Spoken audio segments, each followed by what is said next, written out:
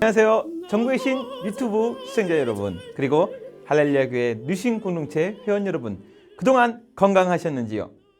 모이고 알아주고 알아가고 전도하는 뉴신 공동체 윤영건 목사 인사드립니다. 네, 코로나 확진자가 줄어들 기색을 보이지 않고 있습니다. 너무 답답합니다.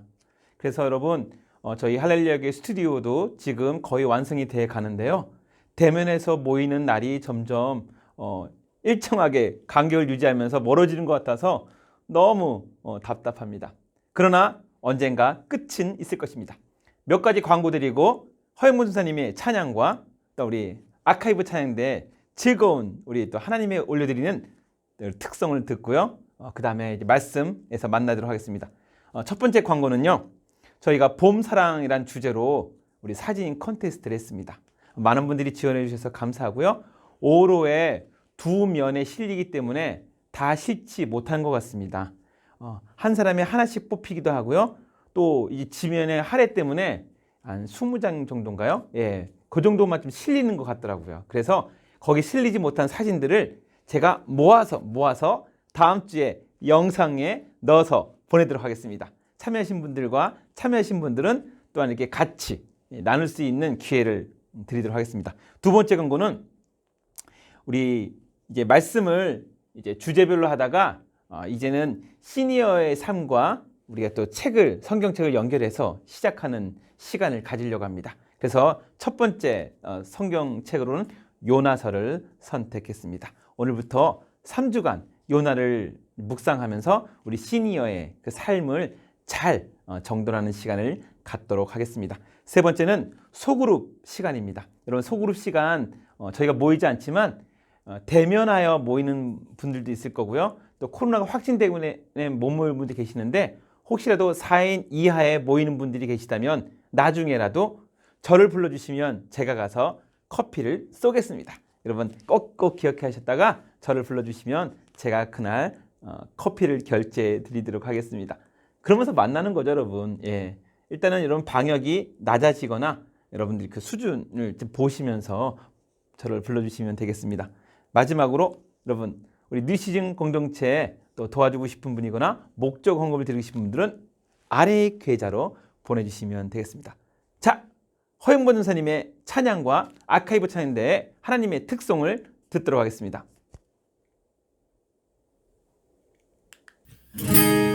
오늘도 우리에게 은혜를 허락하여 주시는 그 주님께 기쁨으로 함께 찬양하며 나아가길 소망합니다. 하나님의 은혜로 있을 데 없는 점 왜 구속하여 주는지 난 알 수 없도다. 내가 믿고 또 의지하는 내 모든 형편 잘 아는 주님 늘 돌보아주실 것을 나는 확실히 아네. 왜 내게 굳센 믿음과 또 복음 주셔서 내 마음이 항상 편한지 난 알 수 없도다. 내가 믿고 또 의지하는 내 모든 형편 잘 아는 주님 늘 돌보아주실 것을 나는 확실히 아네. 왜 내게 성령 주셔서 내 마음을 감동해 주 예수 믿게 하는지 난 알 수 없도다. 내가 믿고 또 의지하는 내 모든 형편 잘 사랑하는 주님 늘 돌보아주실 것을 나는 확실히 아네. 주 언제 감리하실지 높밤에 홍낮에 또 주님 만날 그곳도 난 알 수 없도다. 내가 믿고 또 의지하는 내 모든 형편 잘하는 주님 늘 돌보아주실 것을 나는 확실히 아네.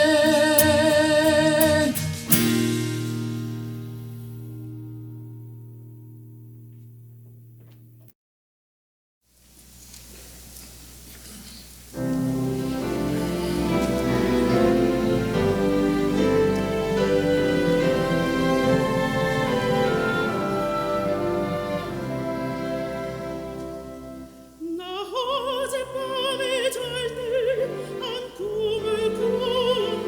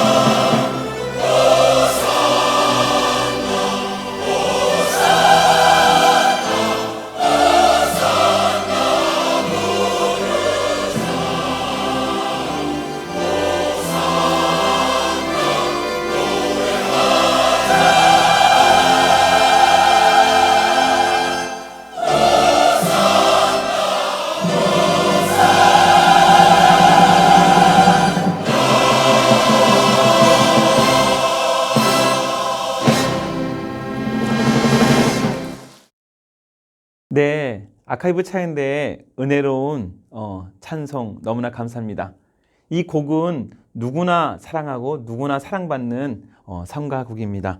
나 어젯밤에 잘 때, 네, 여러분 성악가 흉내를 내지만 성악가가 아니기 때문에 너무너무 가끔씩 제가 혼자 있을 때 이렇게 이렇게 음을 따라하면서 하는 그 성가곡 중에 하나거든요. 너무 좋고요. 특별히 그 중에서 밤이나 낮이 없으니 그 영광뿐이라.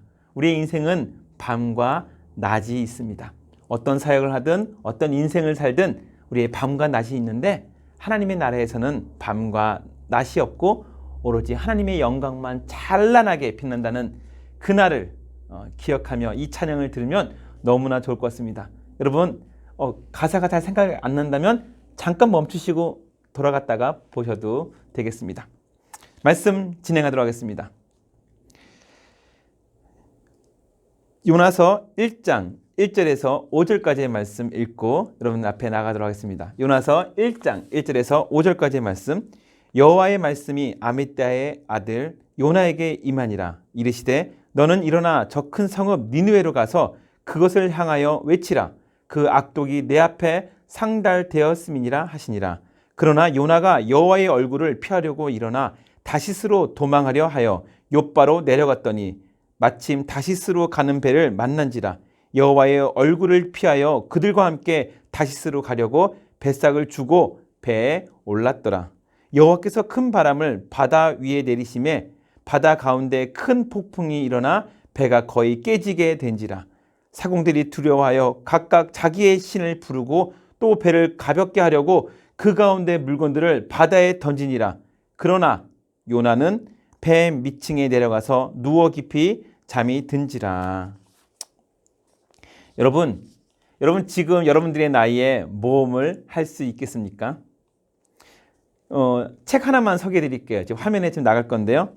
창문 너머 도망친 100세의 노인이란 제목의 책을 여러분 아시는지요? 이 책의 내용은 요나스 요나손, 오늘 요나를 했는데요. 이름도 비슷하죠? 요나스 요나슨. 예. 이분이 저자이신데요. 이분이 책을 썼는데 안에 주인공 알랑 칼손이라는 100세가 된 노인에 대한 내용을 주제로 했습니다. 그 알랑 칼손이라는 주인공이 살고 있는 시는 플랜시라는 시인데요. 거기 시장이 우리 알랑 칼손을 100세가 됐기 때문에 축하하기 위해서 파티를 열었습니다. 근데 그날 알랑 칼손이 갑자기 하늘에서 주는 번뜩한 생각이 들었습니다. 내가 이렇게 살다가 양로원에서 죽어야 한다는 법이 있는가? 그러면서 행사가 바로 앞에 있는데 불구하고 창문을 넘어 도망칩니다. 난리가 난 거죠. 그래서 이 알리스 원장이라는 분은 이제 이분을 찾기 위해서 온 시내를 다 뒤지는 장면이 펼쳐지면서 이야기가 펼쳐집니다. 더 이상의 내용들은 여러분 책을 읽어보시면 되겠고요. 나중에 제가 사이사이에 3주 동안에 진행하면서 이 책을 조금씩 여러분들 소개도 해드릴게요. 오늘은 이 알랑 카손이라는 이 100세 넘은 노인이 자신의 의지로 창문을 넘었지만 오늘 요나는 자신의 의지가 아니라 하나님께서 떠밉니다. 야 요나야 너 저 니느웨로 가. 그렇더니 요나는 오히려 정반대인 저 다시스라는 곳으로 도망하려고 배에 오릅니다. 오늘 이 얘기가 그 배경에 깔리고요. 이것을 보면서 우리의 시니어의 인생 가운데 어떻게 묵상할 수 있을까? 우리는 우리 스스로 모험을 떠나는 것처럼 보이고 우리 스스로 우리 인생을 살아가는 것처럼 보이지만 그렇지 않다는 것을 여러분들이 아실 것입니다. 모험은 언제 하는가? 여러분 청소년들은 꿈을, 청년들은 열정과 비전에 대해서 설교를 많이 듣습니다.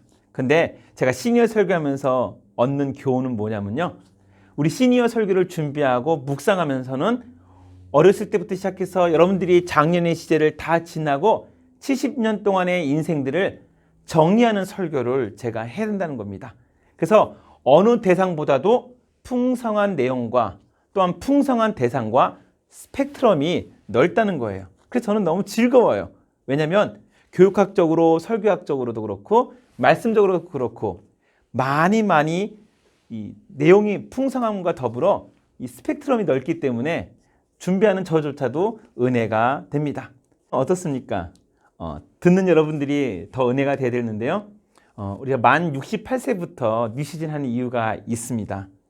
잘 준비하자는 의견이에요. 나중에 75세, 80세가 돼서 준비하면 체력이 부족합니다. 여러분 아시죠? 그럼 거기에 맞는 사역을 해야 되기 때문에 매우 한정적인데 저희가 만 68세부터 시니어 세대를 준비한다면 더 큰 사역들을 준비할 수가 있습니다. 그런 관점에서 오늘 요나서 시작을 한번 보시면 될 것 같습니다. 우선 여러분 요나서 1장 4절에 여러분들이 시선을 집중했으면 좋겠습니다. 여호와께서 큰 바람을 바다 위에 내리심에 바다 가운데 큰 폭풍이 일어나 배가 거의 깨지게 된지라. 오늘 요나가 만나게 된 이 폭풍은 사도행전 27장에 나와 있는 유라굴로라고 하는 광풍과 같은 급수의 태풍이라고 합니다. 지금 요나가 여행하려고 하고 있는 그 바다는 지중해입니다.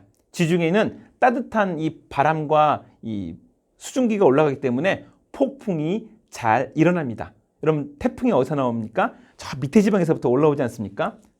저 북극에서 오지는 않아요. 그처럼 강한 태양빛과 수증기가 많은 폭풍이 일어나는데 유라굴로라고 하는 이 광풍은 사도행전에 나왔던 27장과 동일한 급수의 강력한 태풍이었습니다. 요나가 그걸 당한 거예요. 근데 요나는 자신의 인생을 다 겪고 난 다음에 지금 이 요나서를 적는 거잖아요. 그래서 여기에 단어를 뭘 사용하냐면 큰 바람을 바다 위에 내리심에란 단어를 헤틸이란 단어를 씁니다. 이 헤틸이란 단어는 바로 힘껏 세게 내던지다 라고 하는 사역 능동형 단어인데요. 앞에 사역 능동형 그건 기억하실 필요 없고요. 세차게 누군가 확 밀어붙인다라는 얘기하면서 이 폭풍까지도 이 광풍까지도 하나님께서 보내주셨다라고 고백하고 있는 것입니다. 여기서부터 요나는 자신의 인생이 자기 뜻대로 되지 않음을 알고 있다는 것을 시작부터 표현하고 있다는 것입니다. 반전의 인생. 내가 이리 가려고 하는데 하나님이 이리 날 보낼 때도 있고요. 내가 이리 가려고 하는데 하나님이 더 밀어서 더 빨리 갈 수 있는 거예요. 우리의 인생은 반전의 인생이 펼쳐지고 있습니다.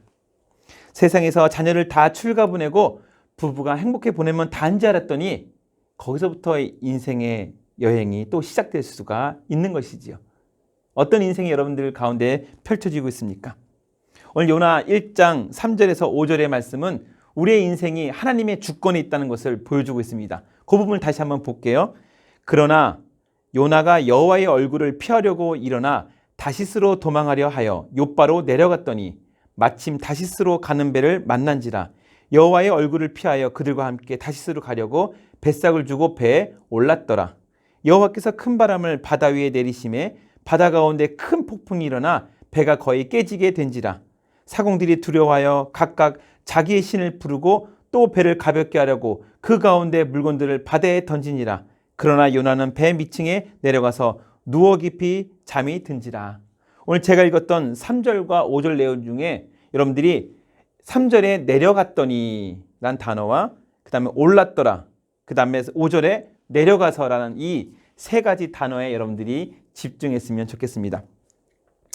요나는 욥바로 내려갔고 3절에 나와 있고요. 그 다음에 그가 자신의 돈으로 운임을 주고 뱃값을 주고 올랐더라. 근데 이 올랐다는 단어도 히브리어로 가만히 보면 야라드라는 단어입니다. 이 야라드라는 뜻은 내려갔다는 뜻이에요.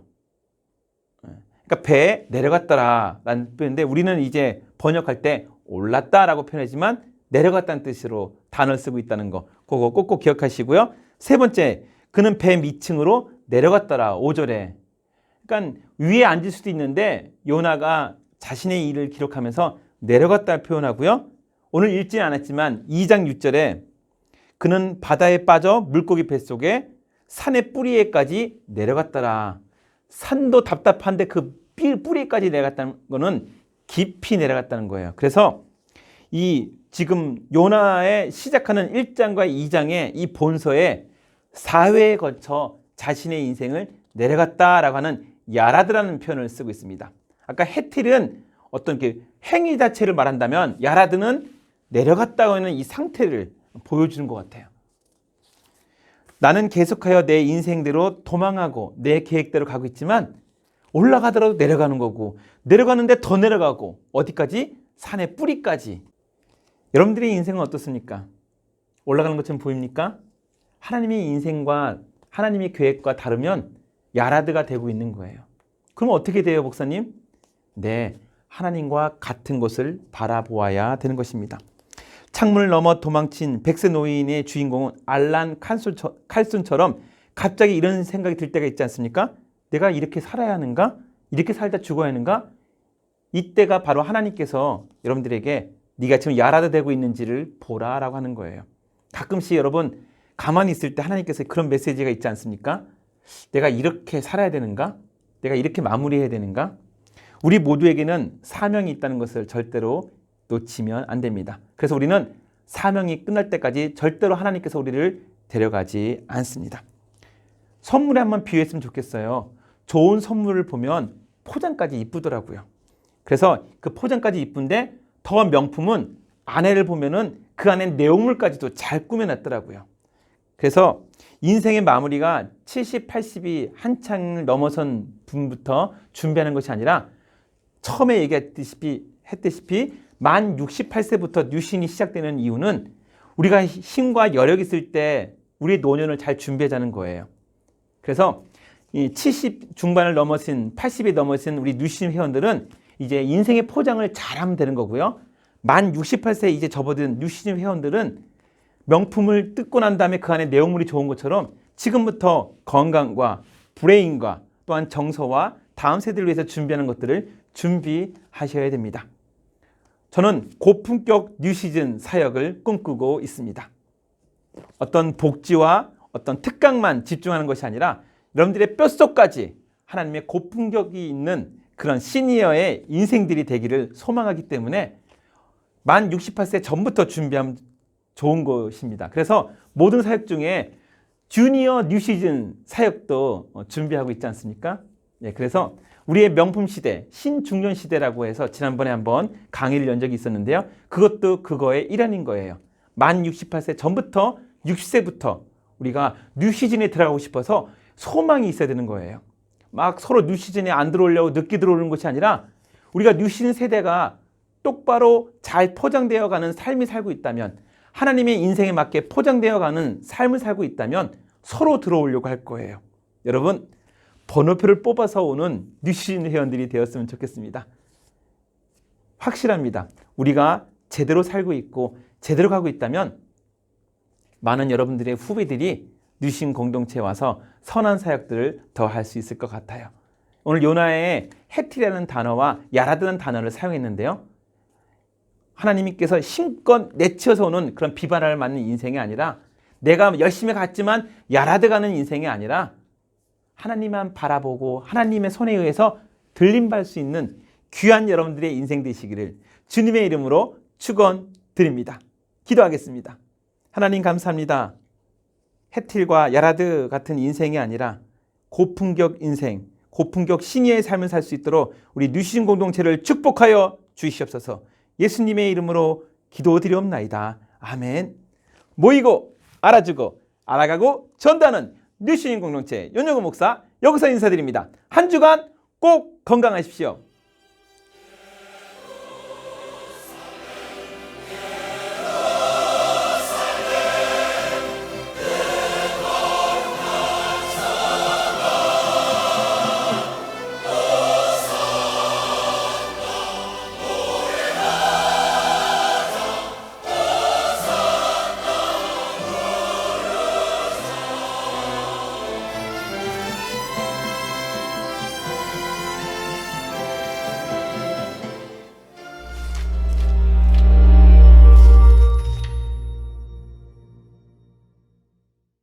요나서, 자기의 원수를 사랑하시는 하나님이 싫었던 반항적인 선지자에 대한 불온한 이야기입니다.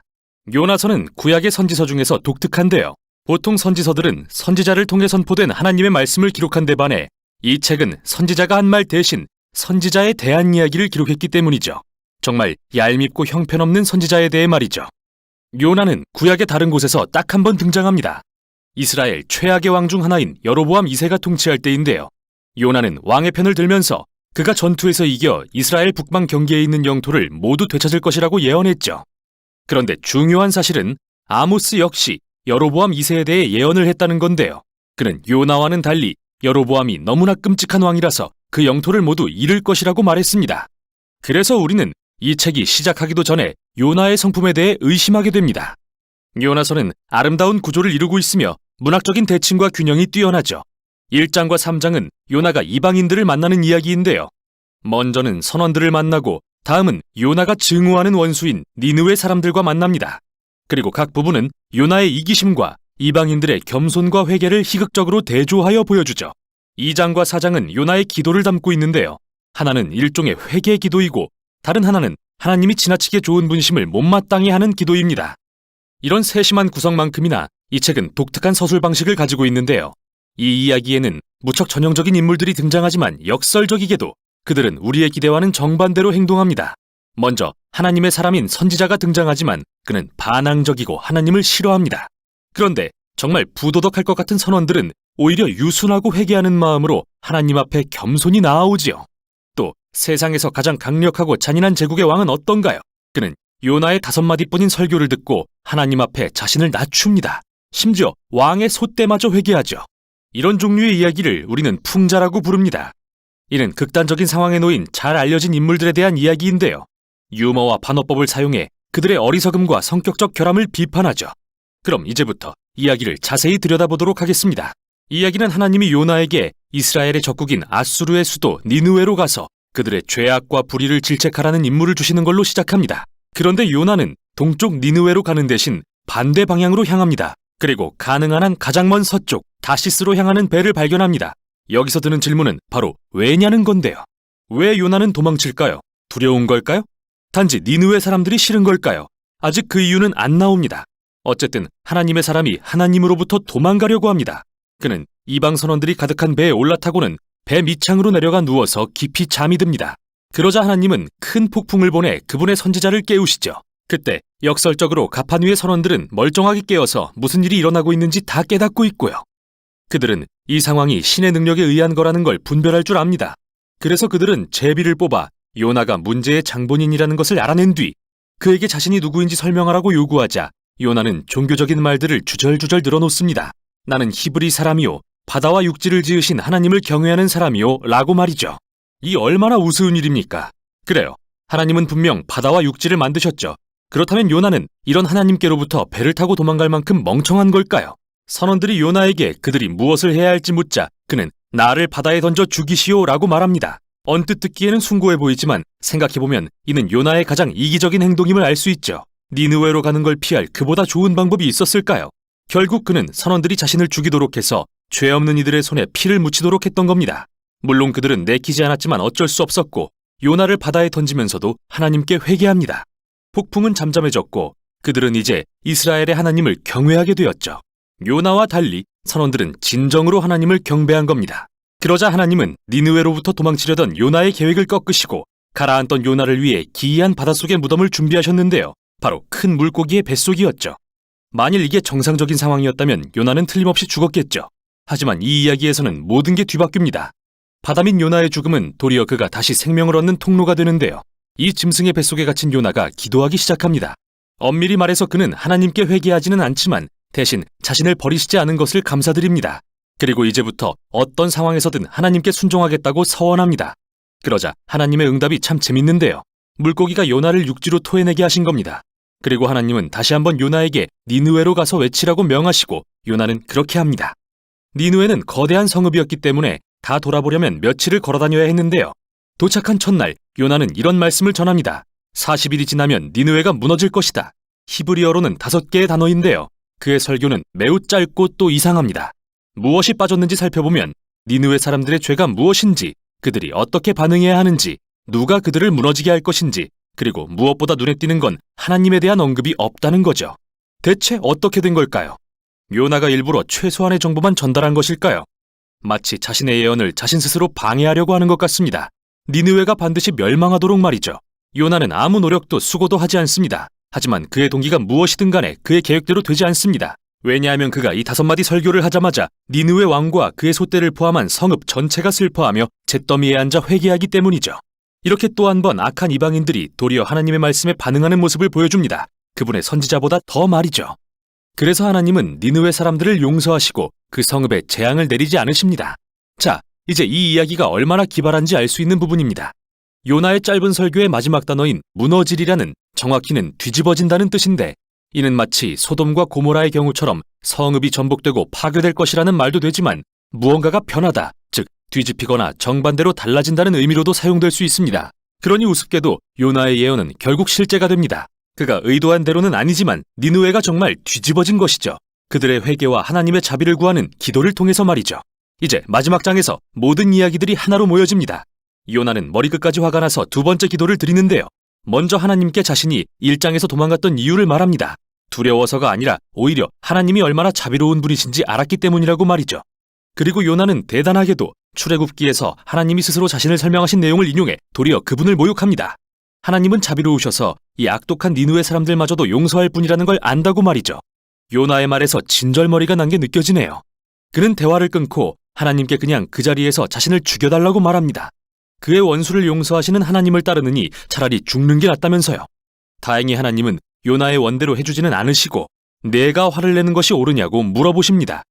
요나는 하나님의 질문을 무시하고 성읍 밖으로 나가 주변 언덕에 초막을 짓고 무슨 일이 일어나는지 보려고 기다립니다.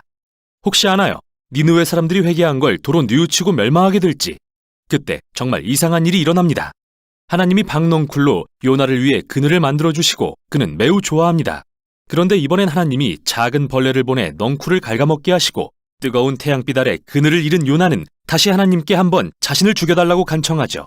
하나님은 다시 요나에게 내가 화내는 것이 정말 옳으냐고 물으십니다. 요나는 대답합니다. 네, 당연하죠. 제발 절 죽게 해주세요. 이것이 이 책에서 요나가 한 마지막 말입니다. 책은 하나님의 말씀으로 끝맺어집니다. 하나님은 이 박넝쿨 사건을 통해 요나가 깨닫게 하려고 하셨다고 말씀하십니다. 요나는 이 넝쿨 하나가 아깝고 소중해 화를 냈습니다. 고작 하루 즐겼던 식물을 가지고요. 그리고 하나님은 요나에게 사람이 박넝쿨보다 더 귀하지 아니하냐고 물으십니다.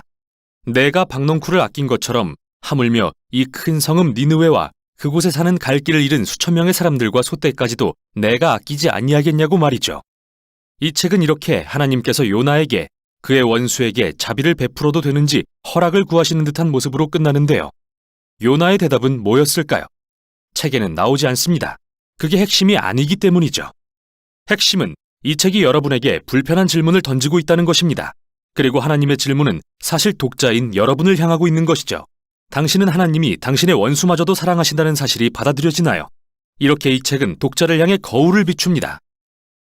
요나서를 통해 우리의 가장 악한 속성을 확실히 보게 되면 원수를 사랑하시며 요나와 다를 바 없는 우리를 끝까지 인내하시는 하나님 앞에 겸손과 감사가 우러나오게 되는 것이죠. 따라서 이 특이한 이야기는 사실 하나님의 자비가 얼마나 크신지를 알려주는 기쁜 소식이자 우리의 삶에 깊은 도전이 되는 말씀입니다. 이것이 바로 요나서입니다.